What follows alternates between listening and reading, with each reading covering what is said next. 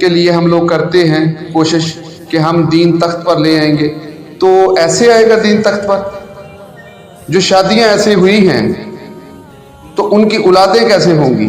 اور جو اولادیں تب ہوں گی تو وہ دین تخت پر لائیں گی؟ میرے دوستو، دین تخت پر وہی لا سکتا ہے جس کی ماں صاحب نماز ہو، نماز پڑھنے والی ہو، قرآن پڑھنے والی ہو، اور حضور علیہ الصلوۃ والسلام کی پکی سچی ماننے والی ہو، اور ان کی زندگی پر عمل کرنے والی بھی ہو، اور صحیح شریعت کے مطابق وہ اپنے جو خاوند ہے اس کے گھر آئی ہو، وہ دین تخت پر آتا ہے۔ یہ دین تخت پر لائیں گے؟ یہ لوگ جو شادیوں پر ایسے فنکشن کرتے ہیں جو اسلام میں منع ہے، یہ دین تخت پر لائیں گے؟ جن کی پریشانی بن جاتی ہے کہ وہ اللہ کا ذکر رکیں گے اور باقی ساری چیزیں پوری کریں گے، صرف اور نہیں کریں گے تو اللہ کا ذکر نہیں کریں گے، کیوں؟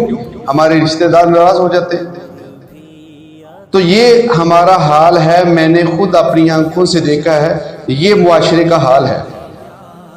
مجھے نہایت افسوس سے یہ رہنمائی کے حوالے سے یہ باتیں کرنی پڑتی ہیں کہ اگر میری کوئی بات نہیں سنتا، اگر میں رہنمائی کرتا ہوں یا اللہ کا ذکر کرواتا ہوں، ہفتے بعد محفل ہوتی ہے، ذکر ہوتا ہے، تو اگر کچھ لوگ نہیں آتے، چند ایک دو لوگ آتے ہیں، تو مجھے پریشانی بنتی ہے۔ تو مجھے کیا پریشانی بنے گی اللہ والا؟ میں تو اپنی ڈیوٹی پر ہوں، میں اپنا کام کروں گا، میرے بعد کوئی اور کرے گا، اس کے بعد کوئی اور کرے گا، ہم لوگ کرتے چلے جائیں گے۔ تو آپ لوگوں نے کرنا ہے، آپ لوگوں کے بھلے کے لیے یہ سارا کچھ ہوتا ہے، یہ نظام اللہ نے ترتیب دیا ہے۔ تو اگر نہیں سمجھو گے تو کیا ہوگا؟ اگر نہیں سمجھو گے تو کیا ہوگا؟ مٹ جاؤ گے، ختم ہو جاتا ہے وہ جو نظام ہے۔ جب وہ نہیں سمجھتا، جب وہ اللہ کے نظام کے برعکس چلتا ہے یا اللہ کے نظام کو نہیں مانتا، یاد رکھو نہ وہ نظام چلتا ہے، نہ وہ زیادہ دیر چیزیں چلتی ہیں کہ جو اللہ کے خلاف ہوتی ہیں، اللہ کو ماننے سے انکاری ہوتی ہیں، وہ نہیں چلتی۔ یاد رکھے نہیں چلتی، وہ ختم ہو کے رہنی ہے۔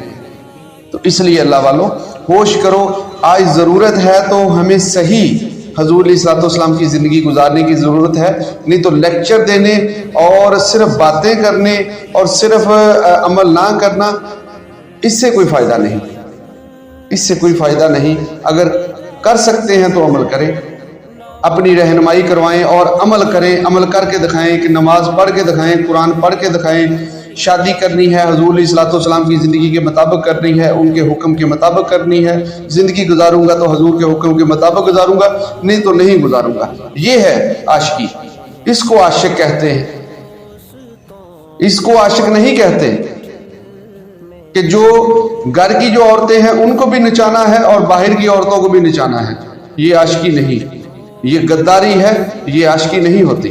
اس لیے اللہ کے بندے بن جاؤ، اللہ کی طرف آ جاؤ۔